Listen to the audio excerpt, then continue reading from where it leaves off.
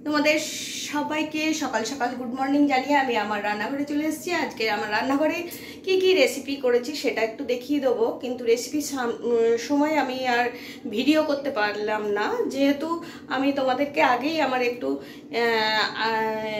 Information দিয়েছিলাম যে আমি একজন ওয়ার্কিং লেডি, সেই হিসেবে সবসময় আমি ভিডিও করতে পারি না। আর যখন যেটা আমি সামনের মাথায় ভিডিও করতে পারি সেটাই দেওয়ার চেষ্টা করি, কারণ আমি নিজেকে সেইভাবে পরিপাটি করে ভিডিও দেওয়ার সময় হয় না। আমি যেরকম সাধারণভাবে থেকে আমি কাজকর্ম করি সেইভাবেই আমি একটু ভিডিও দেওয়ার চেষ্টা করি। চলো আজকে আমার রেসিপিতে কি কি থাকছে সেগুলো একটু ব্যাক ক্যামেরায় দেখিয়ে দিচ্ছি, চলো দেখো।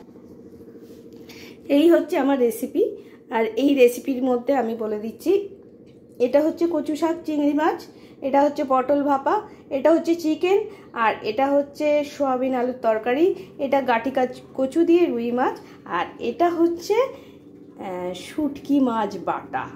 তোমরা কে এই রেসিপিটাকে পছন্দ করো সেটা একটু কমেন্ট করে জানাবে। আর আগে ব্লগেই তো দেখেছো যে আমি বলেছি বাঙাল ঘরের মেয়ে বউরা শুটকি মাছ এবং কচু রেসিপি খুব খেতে পছন্দ করে এবং পরিবারও পছন্দ করে। সেই হিসাবে কে কে তোমরা এই শুটকি মাছ বাটা খেতে পছন্দ করো একটু কমেন্ট করবে। আর সেই সঙ্গে আর একটা রেসিপি করে নিয়েছি, আজকে করেছিলাম তাল ক্ষীর।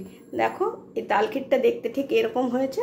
তোমরা কে কে তাল ক্ষীর খেতে পছন্দ করো সেটাও তোমরা কমেন্ট করে বলবে। আর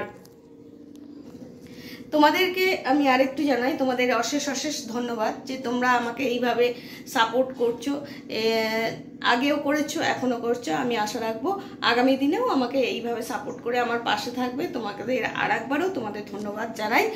আর আজকে আমার এই ছোট্ট ব্লগটা আমি এখানেই রাখবো।